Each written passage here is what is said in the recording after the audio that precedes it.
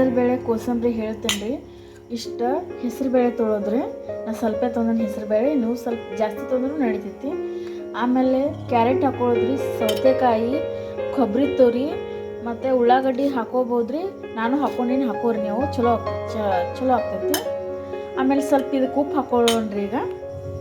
ಈಗ ಉಪ್ಪು ಹಾಕೊಳ್ಳೋಣ್ರಿ. ಮತ್ತು ನೀವು ದಾಳಂಬ್ರಿ ಮನೆಯಲ್ಲಿ ದಾಳಂಬ್ರಿ ಇದ್ದು ಅಂದ್ರೆ, ಈಗ ದಾಳಂಬ್ರಿ ಸೀಸನ್ ಐತ್ರಲ್ಲ, ದಾಳಂಬ್ರಿನೇ ಹಾಕೋಬೋದು.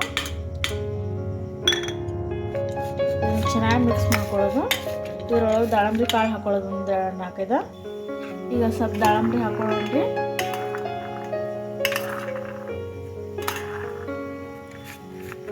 ಉತ್ತರ ಕನ್ನಡ ಕೋಸಂಬರಿ ರೆಡಿ ಆಯ್ತು ರೀ. ಹೆಸರುಬೇಳೆ ಕೋಸಂಬರಿ. ನಿಮ್ಗೆ ಇದು ಇಷ್ಟ ಆಗಿತ್ತಂದ್ರೆ ರೆಸಿಪಿ ಶೇರ್ ಮಾಡಿರಿ, ಹಾಗೆ ನನ್ನ ಚಾನಲನ್ನು ಸಬ್ಸ್ಕ್ರೈಬ್ ಮಾಡಿರಿ.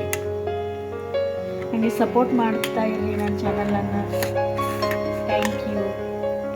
ರೆಡಿ ಆಯ್ತು ನೋಡ್ರಿ. ನಮ್ಮ ಅಣ್ಣಗೆ ಹಚ್ಕೊಡ್ಲಾಕತ್ತೇನೆ ರೀ. ಈಗ ನಮ್ಮ ಅಣ್ಣ ತಿನ್ನತ್ತಾನ ನೋಡ್ರಿ.